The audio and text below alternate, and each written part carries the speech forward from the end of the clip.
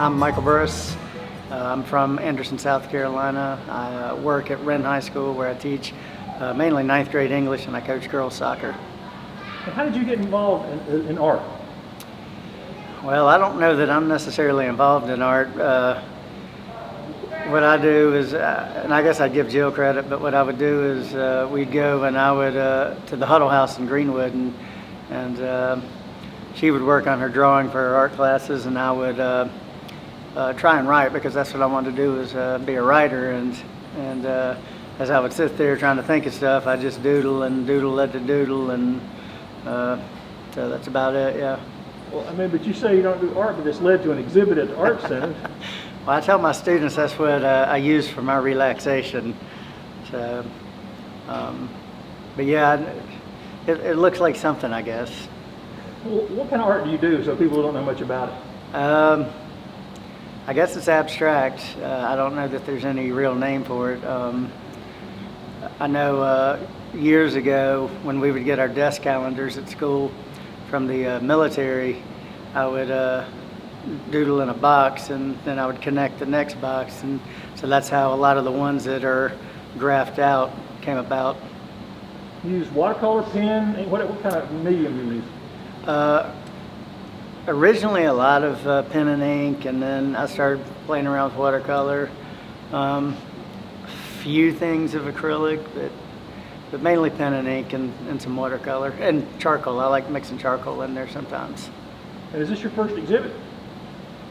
It's our first exhibit with all of our stuff. Now we've had stuff.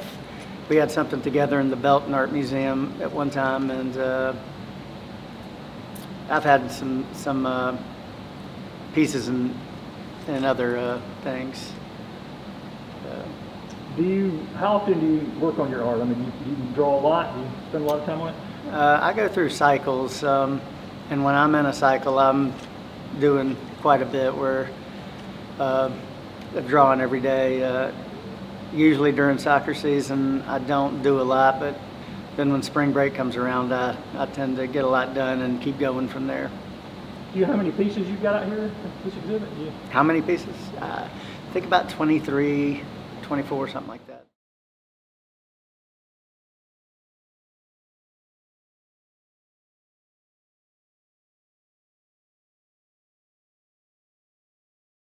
Now, he says you're the artist in the family. How long have you been painting and doing art? Since I was a kid. My art teacher in elementary school told me I was good, and so it gave me a little bit of confidence at a young age, and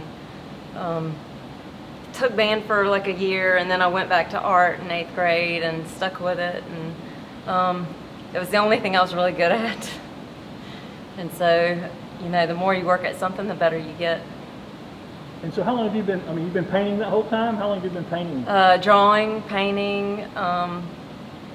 Well, I don't have as many sketchbook drawings as he has, but when I get into something, I get into it, and so whether it's a style or medium, or if somebody wants something. Well, tell people what kind of pieces they can see of yours here. What kind of things you paint? Oh, it's so mixed.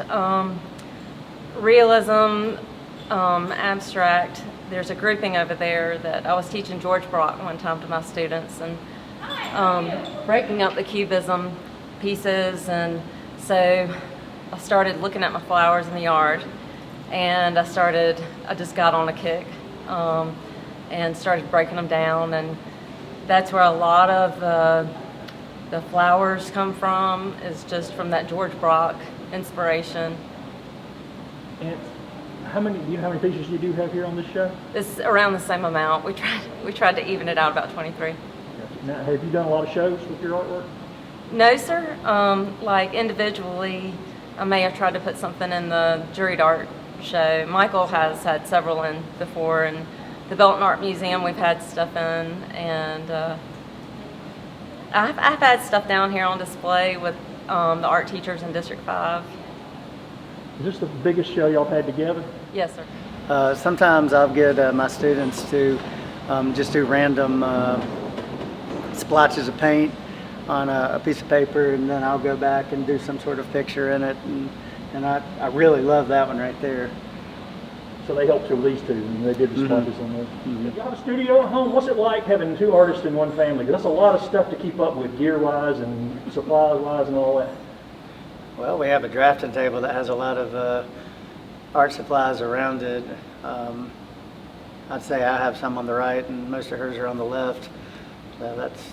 But we pretty much don't work that. on the drafting table. Yeah. We'll usually work outside or in the bed. Do y'all do work together, or Sometimes. Yeah, we've got one piece over there that, some sketches that we did together. And she teaches art, and you don't. Does your art have a play in the way you teach as well? Do you ever use your art in your teaching or coaching even? I guess you got to draw things out on. No, I draw little player notes sometimes, and I give them that. And then when my students, if I know it's their birthday or they're new students or having a bad day, I'll do a little picture for them and give it to them. Do the other teachers at your school know y'all have an exhibit here together? Some, yeah. And are they happy to see you guys working together and seeing all this stuff together? Mm-hmm. We had some friends to show up from school. What's next? Y'all got another exhibit planned, or?